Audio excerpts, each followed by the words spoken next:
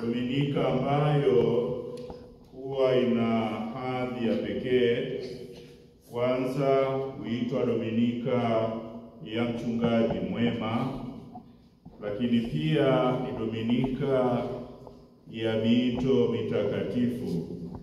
Kanisa zima ulimwenguni linamuomba Bwana wa mavuno apeleke shambani mwake watenda kazi katika nyanja mbalimbali, katika maisha ya wakfu, lakini pia katika maisha ya daraja takatifu, ili hao wenye maisha ya wakfu na hao wenye daraja takatifu washiriki katika kuitangaza habari njema ulimwenguni kote kwa maneno na mfano wa maisha yao.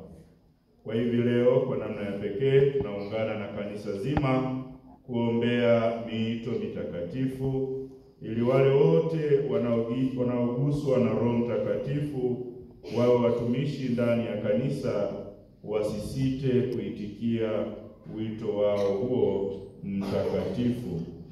Lakini pia huku tunajikabidhi sote kwa mchungaji mwema, Bwana wetu Yesu Kristo. Tunapenda kwa namna ya pekee kumkabidhi kwake Kristo, mchungaji wetu mkuu hapa duniani, wakili wa Bwana wetu Yesu Kristo, yaani Baba Mtakatifu aliyechaguliwa hivi karibuni, Baba Mtakatifu Leo wa 14.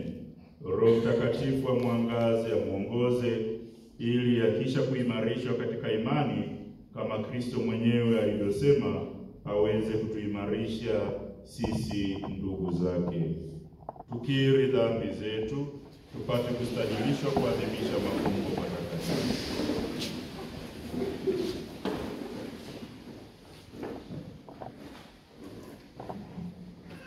Na muungamia Mungu Mwenyezi. Nanyi ndugu zangu, kwani nimekosa mno kwa mawazo, kwa maneno, kwa matendo na kwa kutotimiza wajibu. Nimekosa mimi, nimekosa sana. Ndiyo maana namuomba Maria mwenye heri, Bikira daima, malaika na watakatifu wote, nanyi ndugu zangu, niombeeni kwa Bwana Mungu wetu. Mungu Mwenyezi atuhurumie, atusamehe dhambi zetu, atufikishe kwenye uzima wa milele. Amen.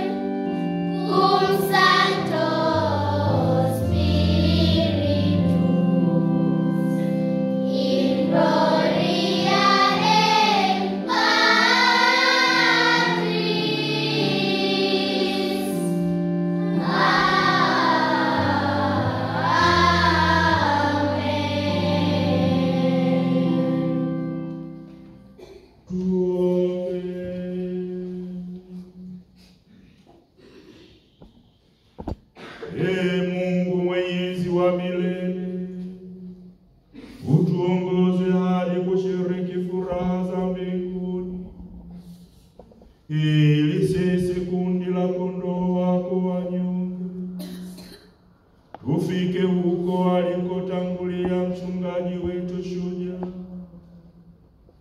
kwa njia ya Bwana wetu Yesu Kristo mwanao, anaishi na kutawala nawe katika umoja wa Roho Mtakatifu, Mungu milele na milele.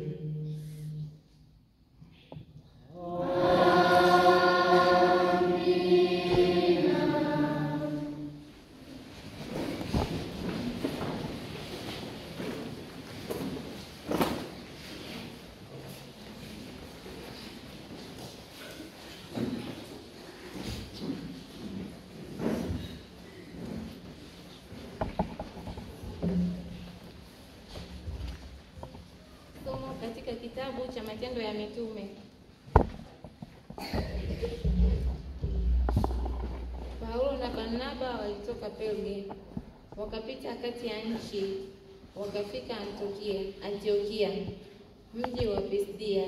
Wakaingia katika sinagogi siku ya Sabato, wakaketi sinagogi lilipofumukana.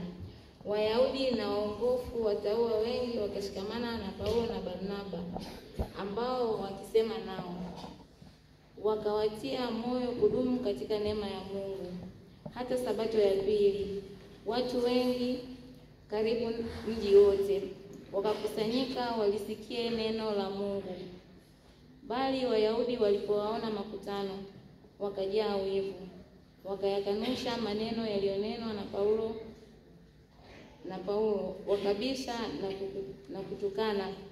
Paulo na Barnaba wakanena kwa ushujaa wakasema, ilikuwa lazima neno la Mungu linenwe kwenu kwanza, lakini kwa kuwa mnalisukumia mbali na kujiona nafsi zenu kuwa hamkustahili uzima wa milele, angalieni, twawageukia mataifa, kwa sababu ndivyo tulivyoamriwa na Bwana. Nimekuweka uwe nuru ya mataifa, upate kuwa wokovu hata mwisho wa dunia. Mataifa waliposikia hayo wakafurahi, wakalitukuza neno la Bwana. Nao waliokuwa wamekusudiwa uzima wa milele wakaamini. Neno la Bwana likaenea katika nchi ile yote. Lakini Wayahudi wakawafitinisha wanawake watauwa wenye cheo na wakuu wa mji, wakawataharakisha watu wawaudhi Paulo na Barnaba, wakawatoa katika mipaka yao, nao wakakung'utia mavumbi ya miguu yao, wakaenda Ikonio, na wanafunzi walijaa furaha na Roho Mtakatifu. Neno la Bwana. Tuwa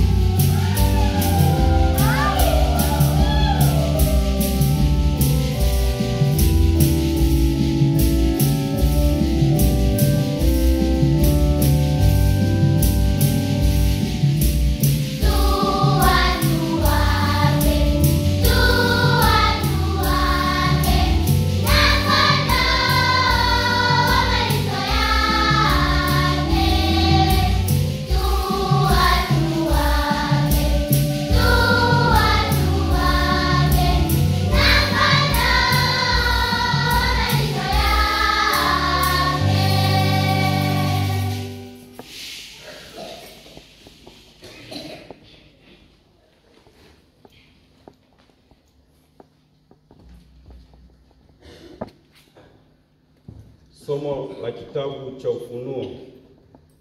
Wakati ule mimi Yohane niliona na tazama mkutano mkubwa sana ambao hapana mtu awezaye kuuhesabu, watu wa kila taifa na kabila na jamaa na lugha, wamesimama mbele ya kile kiti cha enzi na mbele za mwana kondoo.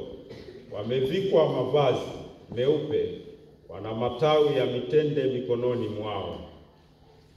Mmoja wa wale wazee akiniambia, hao ndio wanatoka katika dhiki ile iliyokuu, nao wamefua mavazi yao na kuyafanya meupe katika damu ya mwana kondoo. Kwa hiyo wako mbele ya kiti cha enzi cha Mungu, nao wanamtumikia mchana na usiku katika hekalu lake, na yeye aketie katika kiti cha enzi atatanda hema yake juu yao. Hawataona njaa tena, wala hawataona kiu tena, wala jua halitawapiga, wala hali iliyo yote. Kwa maana huyo mwana kondoo aliye katikati ya kiti cha enzi atawachunga, naye atawaongoza kwenye chemichemi za maji yenye uhai, na Mungu atayafuta machozi yote katika macho yao. Neno la Bwana.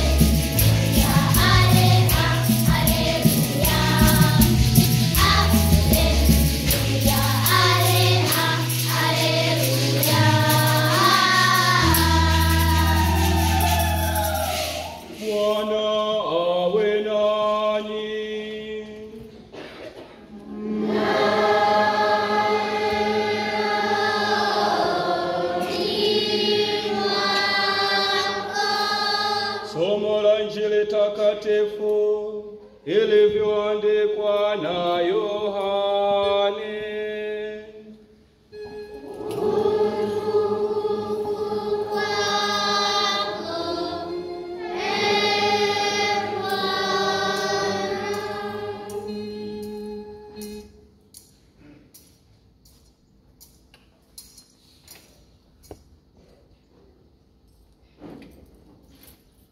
Yesu alisema, kondoo wangu waisikia sauti yangu, nami nawajua, nao wanifuata. Nami nawapa uzima wa milele, wala hawatapotea kamwe, wala hakuna mtu atakayewapokonya katika mkono wangu. Baba yangu aliyenipa hao ni mkuu kuliko wote, wala hakuna mtu awezaye kuwapokonya katika mkono wa Baba yangu. Mimi na Baba tu umoja. Neno la Bwana.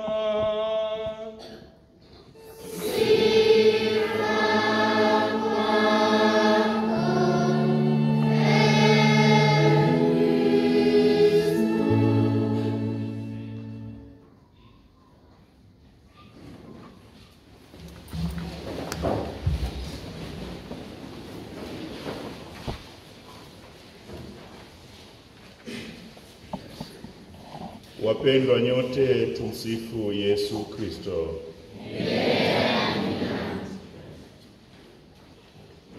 Kama tulivyosema mwanzoni mwa adhimisho la sadaka hii ya misa takatifu kwamba leo tunamwadhimisha kwanza Kristo kama mchungaji wetu mzuri, mchungaji wetu mwema. Lakini tunapomwadhimisha yeye kama mchungaji mwema ambaye huwavuta watu wote kumwelekea yeye, tunaombea miito mitakatifu ili wapatikane wenye kumwamini yeye, walio tayari kuitenda kazi yake mwenyewe, yani kutangaza habari njema na kuwavuta watu kuelekea ufalme wa Mungu. Katika somo hilo la Injili kutoka Injili ilivyoandikwa na Yohane, Yesu ana uhakika wa jambo hili moja, kwamba kondoo wake waisikia sauti yake, yeye anawajua nao wanamfuata. Hili jambo ana uhakika nalo kwa asilimia zote, kwamba pamoja na upinzani mkubwa unaoweza kuwepo ambao unatokana na njama za yule mwovu, bado kondoo wake wanaisikia sauti yake, yeye anawajua nao wanamfuata.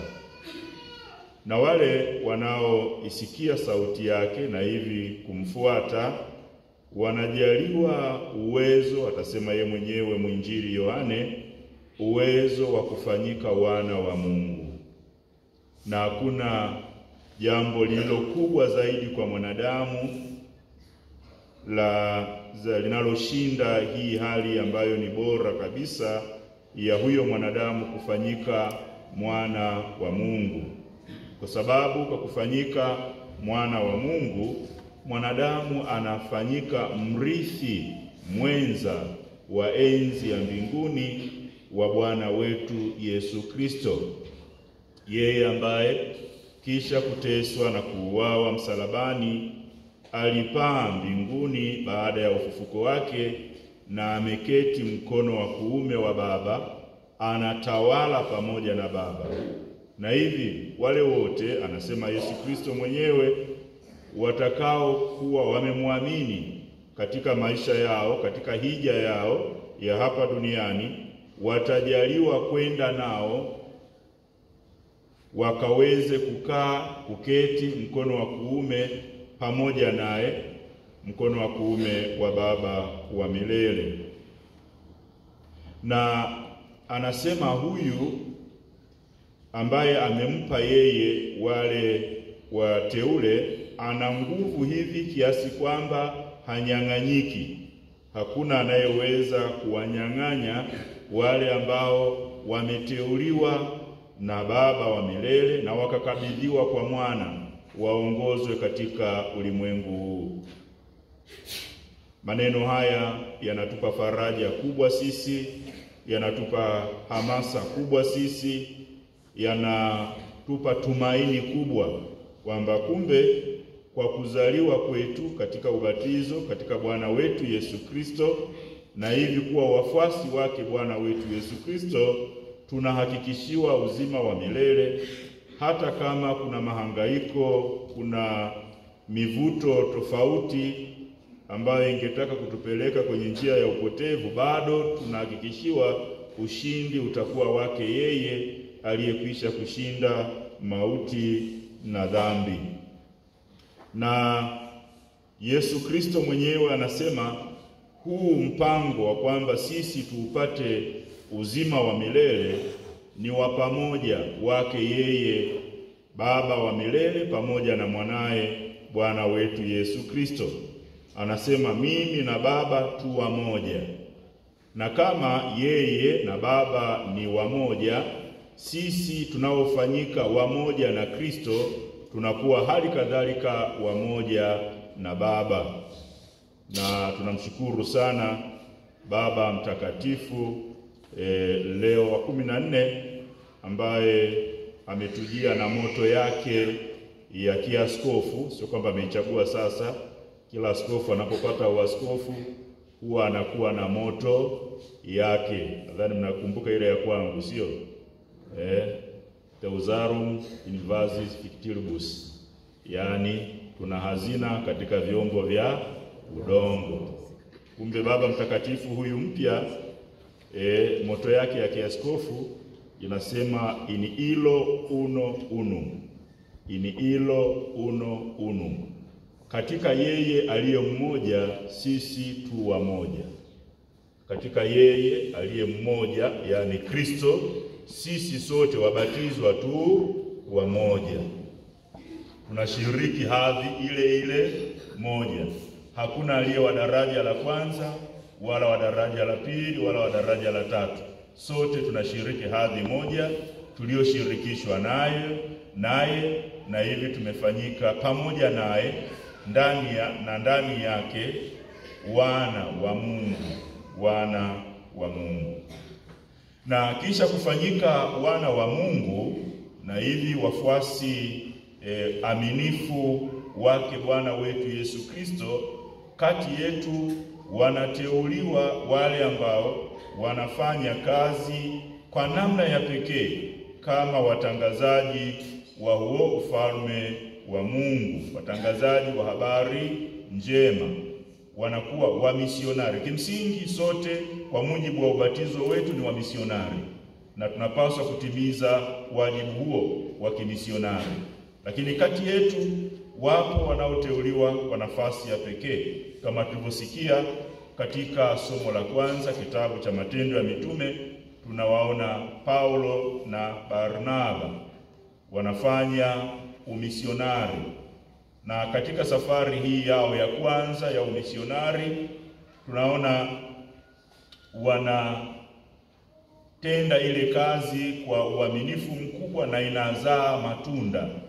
Tunaambiwa siku ya kwanza walipohubiri katika sinagoga, watu walivutika, walijisikia vizuri sana, walijisikia amani, kiasi kwamba Sabato iliyofuata sinagogi lilijaa.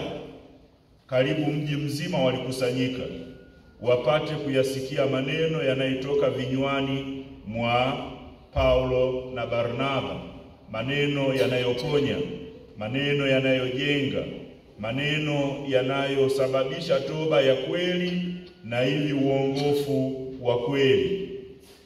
Na kutokana na mwitikio huo, wale ambao hawakupendezwa na mwitikio huo wakaanza kuwaletea fitina, wakaanza kuwafanyia husuda, kuwakataza, kuwasemea maneno ya uongo na hata kuwafukuza.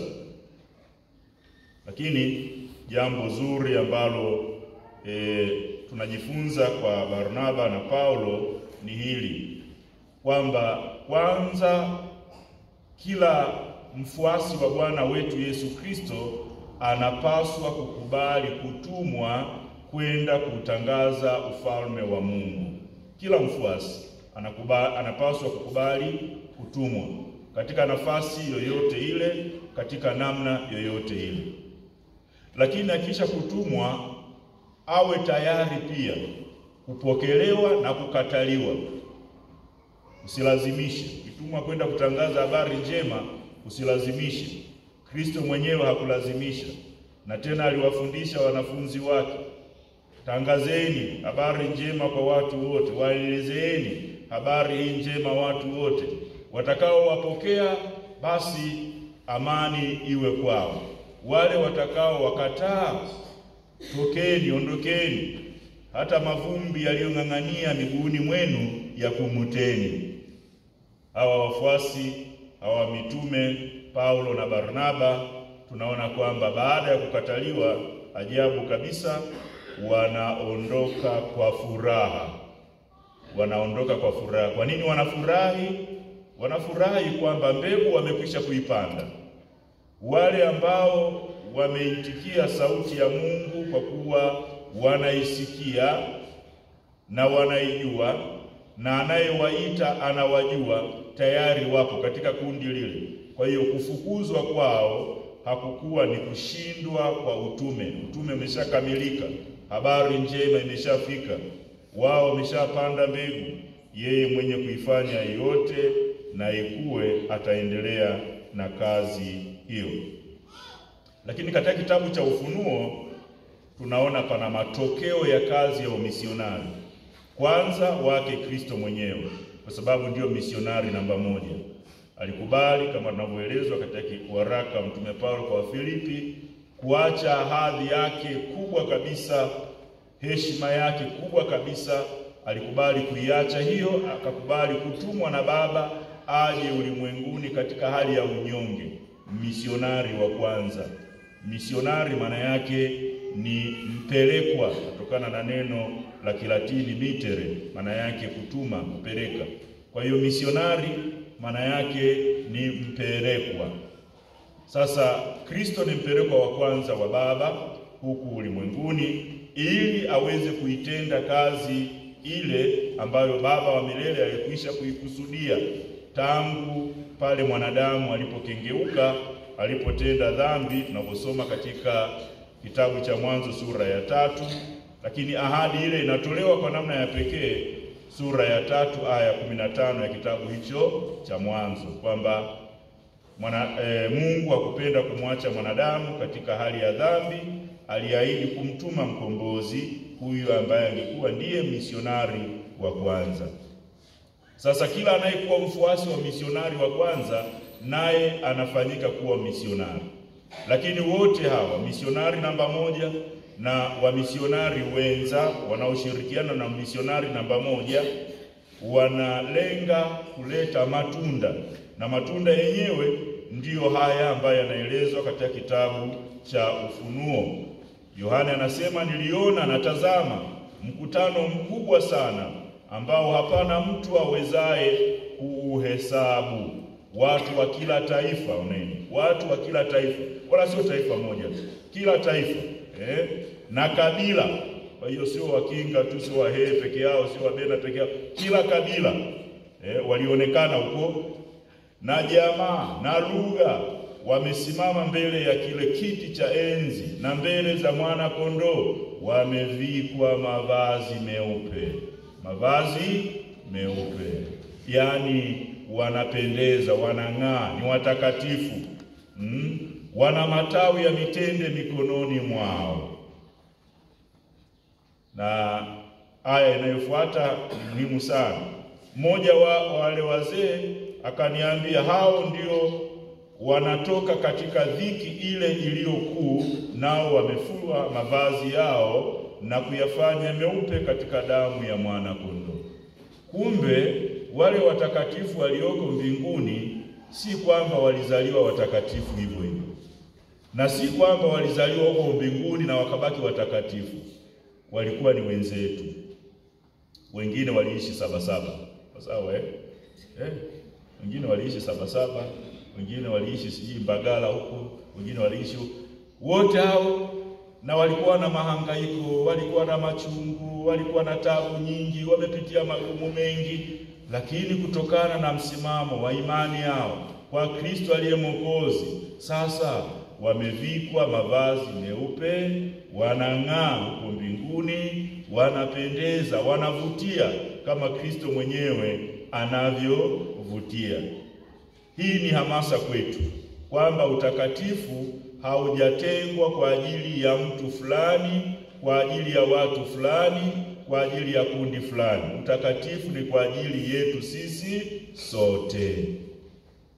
Kila mmoja wetu ni mlengwa wa huo utakatifu. Sote tunaitwa kuwa watakatifu.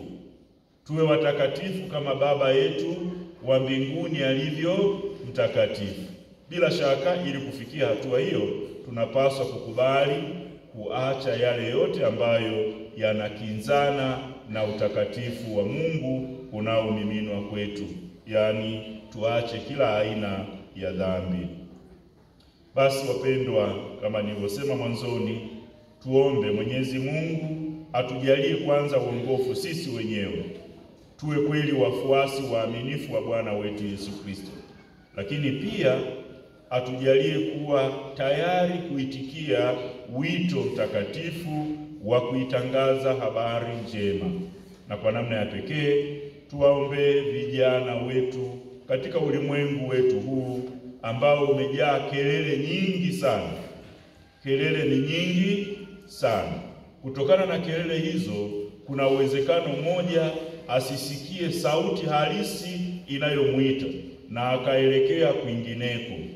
Waswahili wanasema miluzi mingi humpoteza mbwa, sio?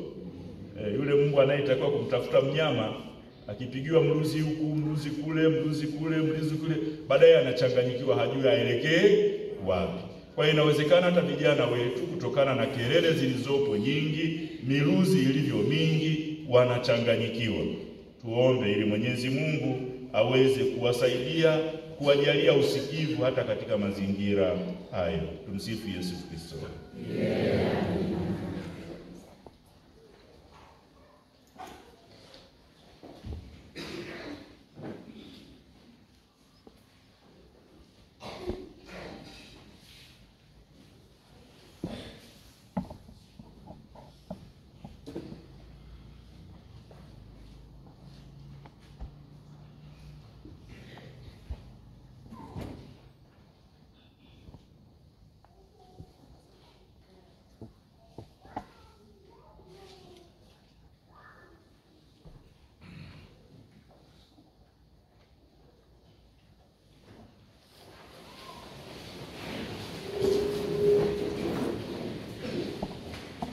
Sadiki kwa Mungu mmoja, Baba Mwenyezi, Mungu wa mbingu na dunia, na vitu vyote vinavyoonekana na visivyoonekana.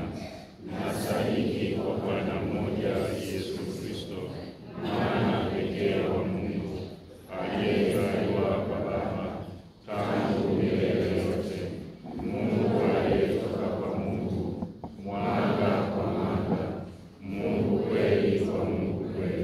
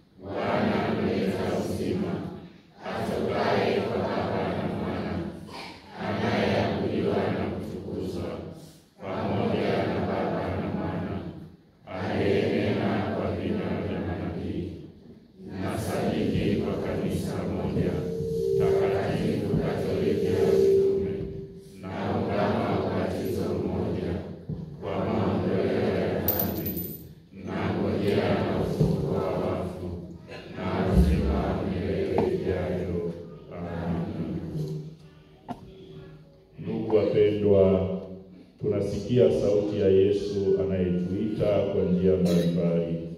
Yesu anayetuita anatuumbia moyo kwa kufahamu sauti yake. Basi na tuombe.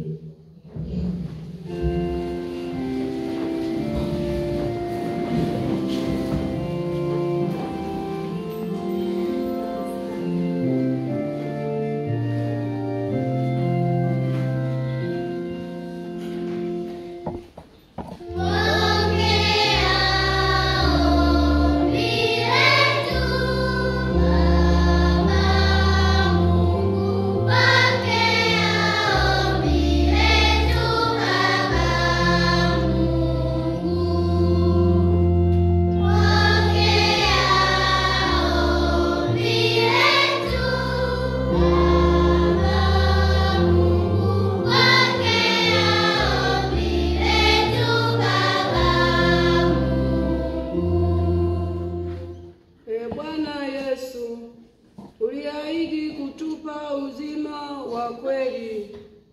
Utuwezeshe kudhamini uhai kwa kila mmoja kama zawadi ya thamani kubwa uliyotujalia. Bwana,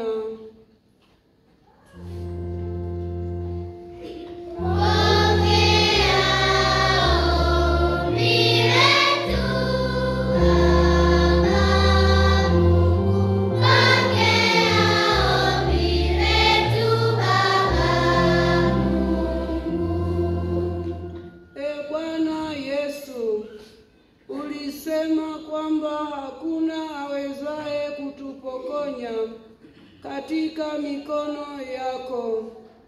Ushike mikono yetu na kutuongoza kama ulivyoishika mikono ya Petro aliyetaka kuzama baharini. Bwana,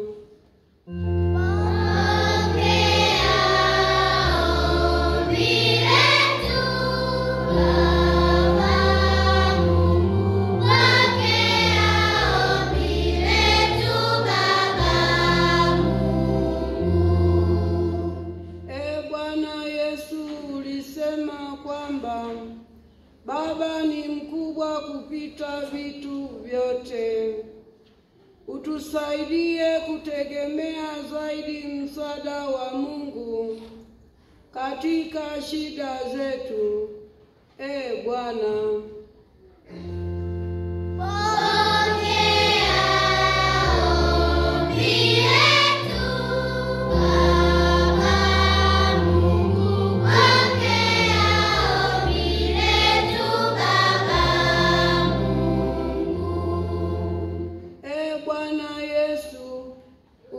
mchungaji mwema, usituache kamwe, bali utuokoe katika hatari ya kujitenga nawe.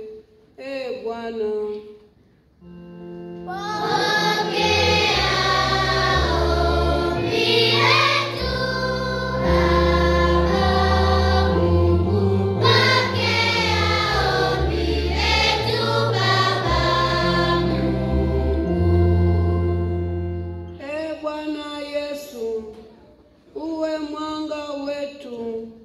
katika giza la mashaka yetu, uwe msaada katika shida, uwe kimbilio katika hatari.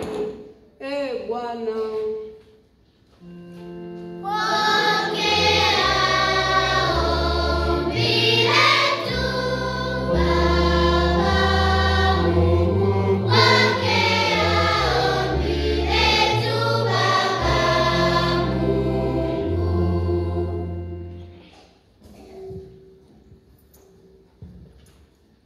Mungu Baba, tunakushukuru kwa njia ya mwana wako aliyekuja kwetu awe kiongozi wetu katika mabonde ya shida na giza duniani hapa. Utusaidie tusiache kusikia sauti yake Bwana wetu anayeishi na kutawala pamoja nawe na Roho Mtakatifu milele na milele. Amen.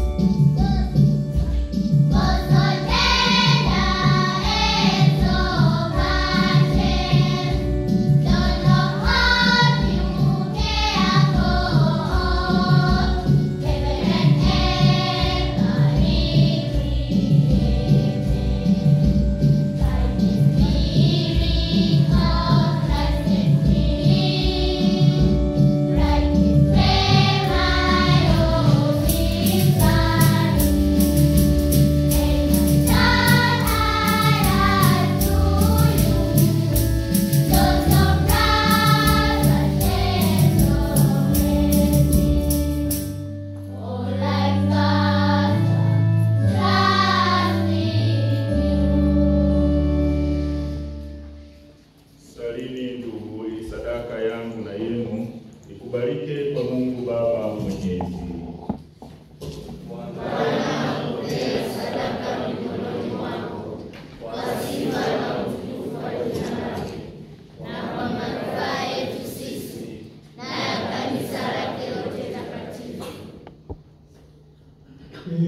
Bwana, tunakuomba utujalie tufurahi daima katika kuadhimisha mafumbo haya ya Pasaka, ili kazi ya ukombozi inayoendelea kutimizwa ndani yetu iwe kwetu sababu ya furaha ya milele, kwa njia ya Kristo Bwana wetu.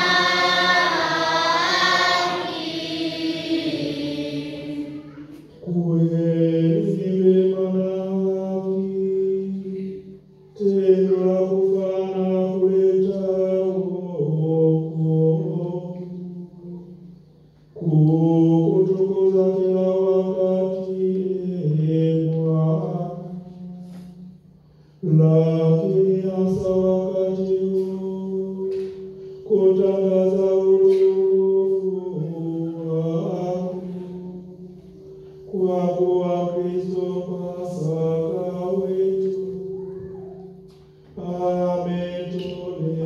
ametolewa sadaka. Yeye ndiye mwana-kondoo wa kweli aliyeondoa dhambi za ulimwengu. Yeye ndiye aliyeangamiza mauti yetu kwa kufa kwake, na alitengeneza upya uzima kwa kufufuka kwake. Kwa sababu hiyo, katika upeo wa furaha yake Pasaka, ulimwengu mzima unashangilia. Lakini pia nguvu za mbinguni na majeshi ya malaika wanaimba utenzi wa utukufu wako, wakisema bila mwisho.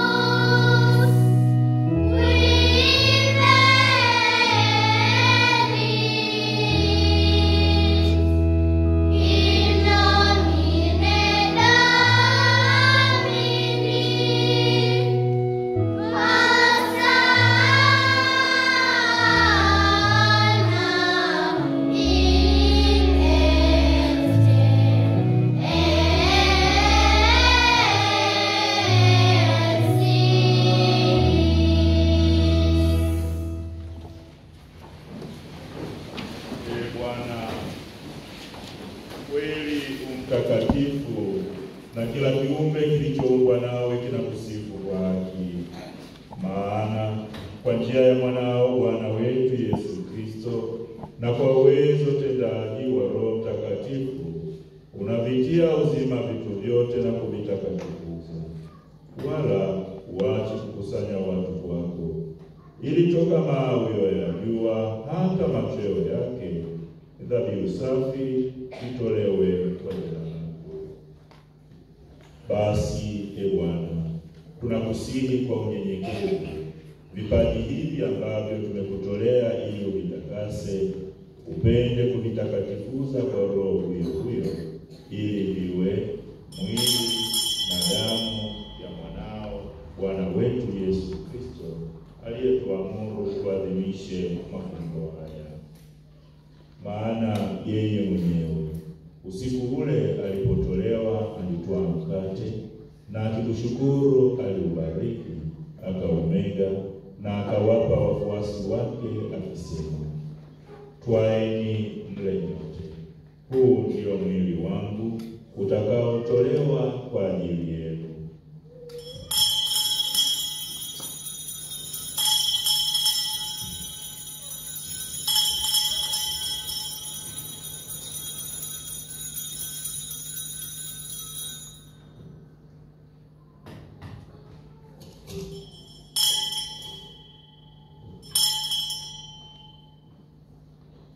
Vivyo hivyo, baada ya kula, akitwaa kikombe na kukushukuru, alikibariki na akawapa wafuasi wake akisema, twaeni mnywe nyote, hiki ndicho kikombe cha damu yangu, damu ya agano jipya na la milele, itakayomwagika kwa ajili yenu na kwa ajili ya wengi kwa maondoleo ya dhambi.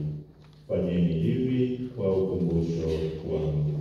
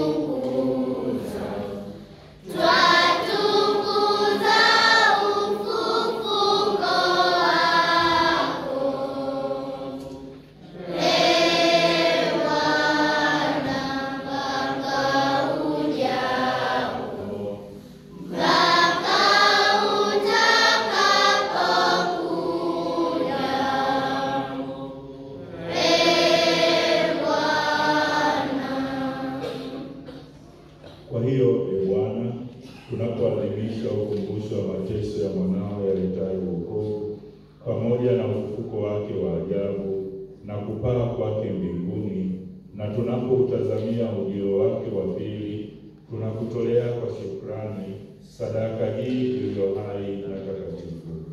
Tunakuomba uyaangalie matoleo ya kanisa lako, na kwa kumtambua yeye aliye kafara, ambaye ulitaka kutulishwa kwa sadaka ya kifo chake, utujalie sisi tunaotiwa nguvu kwa mwili na damu ya mwanao, na kujazwa Roho wake Mtakatifu, tupate kuwa mwili mmoja na roho moja katika Kristo. Yeye atufanye sisi tuwe kwako sadaka timilifu ya milele, ili tuweze kupata urithi pamoja na wateule wako, kwanza kabisa pamoja na Bikira Maria mwenye heri mama wa Mungu, na Mtakatifu Yosefu mume wake huyo bikira, na mitume wako wenye heri, na mashahidi wako watukufu, na watakatifu wote ambao tunategemea kupata daima msaada wa maombezi yao mbele zako. Tunakuomba Bwana, huyu aliye kafara na upatanisho wetu, alete amani na wokovu duniani kote. Upende kuliimarisha katika imani na mapendo kanisa lako linalosafiri hapa duniani, pamoja na mtumishi wako Baba Mtakatifu wetu Leo wa 14 na askofu wetu Vincent Cosmas Mwagala, pamoja na maaskofu wote, waklero wote na watu wote unaowafanya kuwa taifa lako. Usikilize kwa wema sala za jamaa hii iliyoita hapa mbele yako. Baba uliye mtakatifu, kwa huruma yako wakusanye kwako wanao wote waliotawanyika popote duniani. Wapokee kwa wema katika ufalme wako ndugu zetu marehemu na wote walioaga dunia wakiwa wamekupendeza. Nasi tunatumaini kufika katika ufalme huo, ili pamoja tushibishwe milele kwa utukufu wako, kwa njia ya Kristo Bwana wetu, ambaye kwa njia yake unaujalia ulimwengu mema yote. Kwa njia yake na pamoja naye na ndani yake, wewe Mungu Baba Mwenyezi, katika umoja wa Roho Mtakatifu, unapata heshima yote na utukufu milele na milele.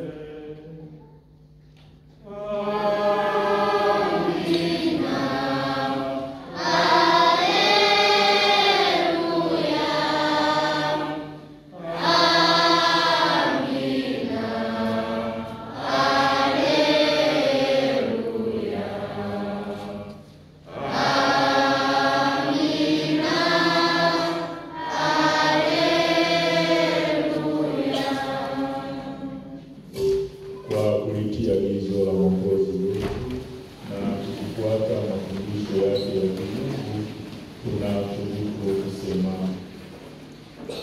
Baba yetu uliye mbinguni, jina lako litukuzwe, ufalme wako ufike, utakalo lifanyike duniani kama mbinguni. Utupe leo mkate wetu wa kila siku, utusamehe makosa yetu kama tunavyowasamehe na sisi waliotukosea, usitutie katika kishawishi, lakini utuokoe maovuni. Bwana, tunakuomba utuokoe katika maovu yote, utujalie kwa wema amani maishani mwetu, kusudi kwa msaada wa huruma yako tuokolewe daima na dhambi, wala tusifadhaishwe na jambo lolote, tunapotazamia tumaini lenye heri na ujio wa Mwokozi wetu Yesu Kristo. Kwa kuwa ufalme ni wako na nguvu na utukufu hata milele.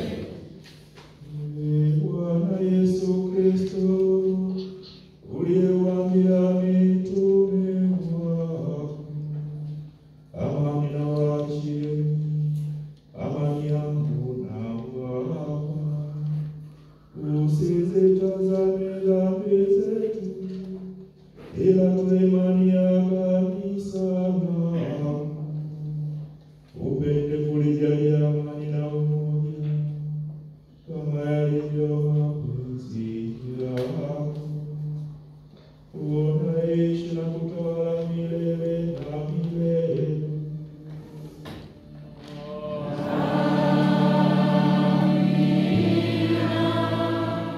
Amani ya Bwana iwe daima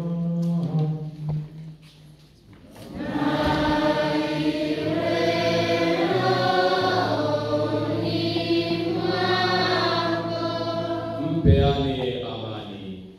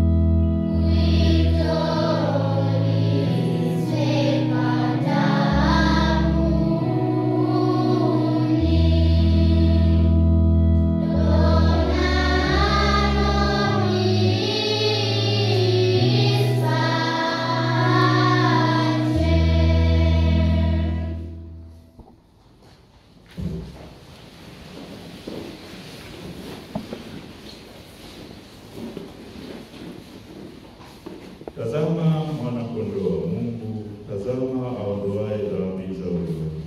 Heri hao walioalikwa kwenye karamu ya mwana-kondoo.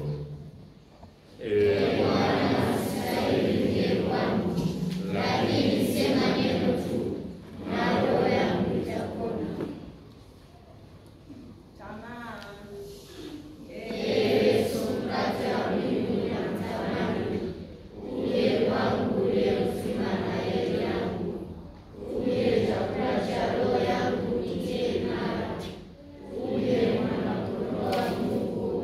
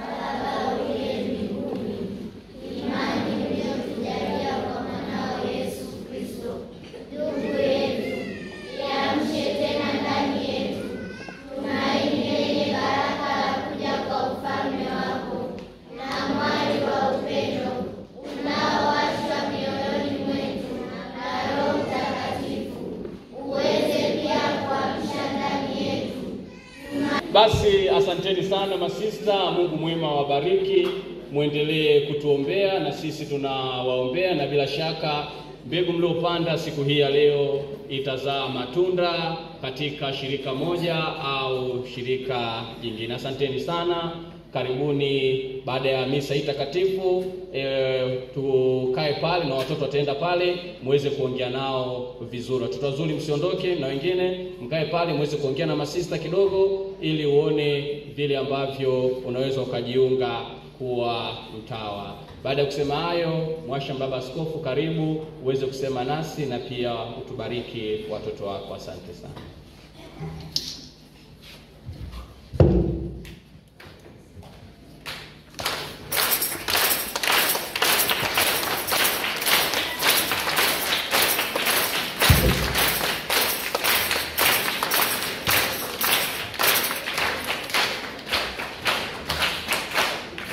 Yesu Kristo.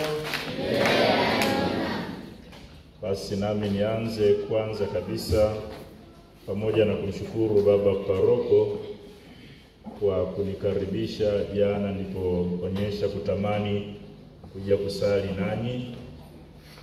Niwashukuru kwa namna ya pekee na kuwapongeza watoto kwa namna ambavyo wameimba vizuri na kwa utulivu mkubwa. Hii ndio liturujia ya Kanisa Katoliki. Hongereni sana watoto.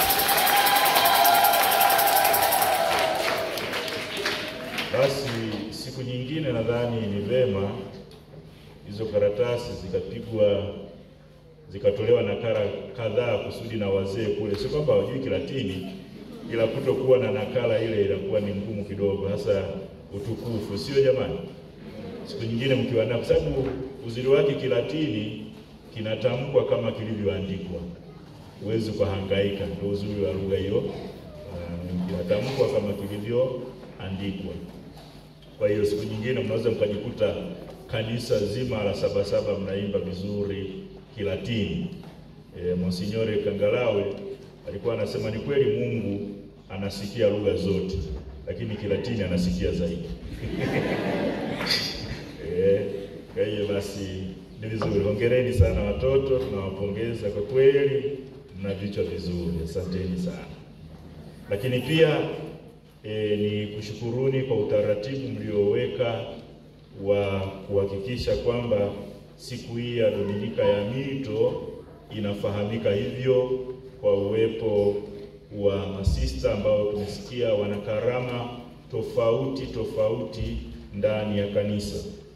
Na kuna mashirika mengine mengi. Kanisa letu lina mashirika ya kitawa mengi sana yenye karama tofauti. Ndio maana kwa kweli kama alivyosema Bwana wetu Yesu Kristo, kanisa hili alilolijenga juu ya mwamba Mtakatifu Petro halitakuja liyumbishwe, kwa sababu ndani yake tuna watu kama hawa wenye karama tofauti wanaosali kuanzia asubuhi mpaka jioni, kuanzia jioni mpaka asubuhi. Kwa nini tuteteleke? Kwa hiyo ni baraka kwetu sisi sote. Na tuhamasishe basi wale wanaojisikia kuitika wito huo wa kuwa watawa kwa maana ya masista, lakini hapo mashirika ya kiume pia ya mabradha. Kama jirani zetu hapo pale mabradha wa Shimu, lakini ukienda huku Songea kuna wa Benediktini, mashirika nadhani kama 3 hivi. Kwa hiyo yapo pia mashirika ya kiume ya watawa, lakini tupo sisi wenye daraja takatifu, mapadre na hivi wengine kati ya hao ni maaskofu. Lakini ieleweke kwamba wito msingi katika mito hiyo yote ni wito wenu ninyi wazazi, wito wa ndoa. Sawa? Kwa hiyo wito wa ndoa usidharaulike. Na ninyi watoto, atakayeitwa kwenye wito wa ndoa aitike wito wa ndoa. Nao ni wito mtakatifu. Sawa? Sio nikasema wito mkaudharau wito wa ndoa, kwa sababu hawa wote mliowaona hapa wana wazazi, wametoka kwenye ndoa. Hata mimi nilitoka kwenye ndoa. Baba Petram hapa wa seminari wote wametoka kwenye nini? Kwenye ndoa. Kwa hiyo tukiwa na ndoa nzuri, takatifu, zenye msimamo, kutoka huko tunapata pia miito mitakatifu mingine ikiwemo ya maisha ya wakfu na ya upadre. Kwa hiyo wito huo ambao kwa kweli ulianzishwa na Mungu mwenyewe pale alipomuumba Adamu na baadaye akamuumba nani? Eva, na Adamu akasema huyu ni nyama katika nyama yangu na mifupa katika mifupa yangu, na kwamba wale si wawili tena bali ni mmoja. Sasa kutoka kwao ndio tunazaliwa sisi wengine ambao tunatengwa kwa ajili ya utumishi maalum katika maisha ya wakfu, katika maisha ya daraja takatifu. Yote hayo ni matawi yanayotokana na mti mmoja, mmea mmoja ambao ni ufalme wa Mungu, unajengwa na hayo yote. Kwa hiyo sikilizeni vizuri sauti. Kama unaitwa kwenye maisha ya ustawa au sister, nenda. Unaitwa kwenye maisha ya ndoa, nenda. Ikitokea ukaenda kwenye maisha ya ndoa na ulitakiwa uwe sister, hiyo ndoa hiyo shida. Shida. Maana yake unaanza kuishi maisha ya kitawa kwenye ndoa. Haiwezekani. Ndoa ni ndoa na kitawa ni kitawa. Na ikitokea unaenda kwenye maisha ya usista na ulitakiwa uende kwenye maisha ya ndoa, ni shida. Kwa sababu utaanza kuishi maisha ya ndoa kwenye utawa. Kwa hiyo sikiliza vizuri sauti, uitike uende kule ambako Mungu anafanya nini? Anakuita. Na njia yoyote utakayoitiwa inakupeleka wapi? Mbinguni. Wanaoenda mbinguni sio maaskofu tu, sio watawa tu, sio wanandoa tu, wote tunakwenda wapi? La msingi kila mmoja aishi vizuri na kitakatifu wito wake alioitiwa. Basi baada ya kusema hayo, nikutakieni nyote Dominika njema hii ya mito mitakatifu, na barikiweni sana, tukaendelee kumtangaza Kristo kwenye mazingira yetu, kwanza kwa maisha yetu bora. Tuonyeshe kwamba tuna furaha kwa sababu tumekutana na nani? Na Kristo.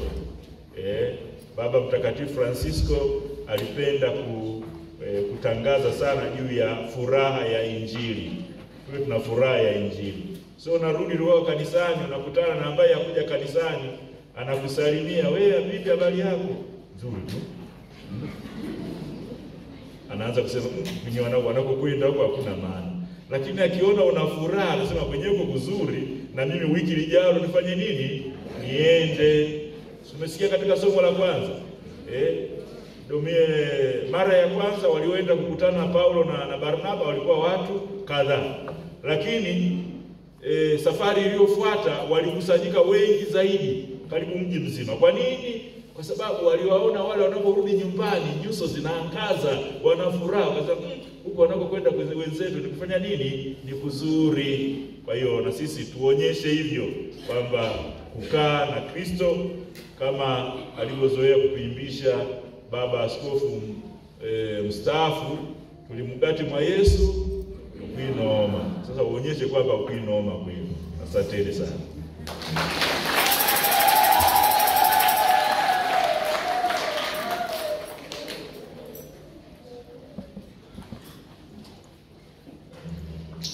Tupige magoti tupate baraka. Bwana awe nanyi.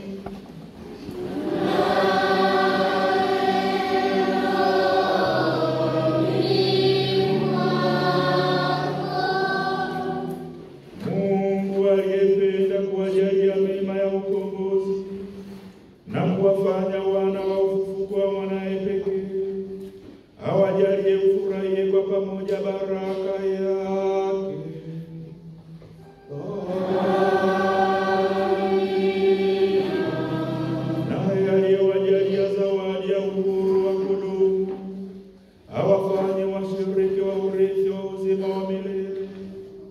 kwa kazi yake ya ukombozi.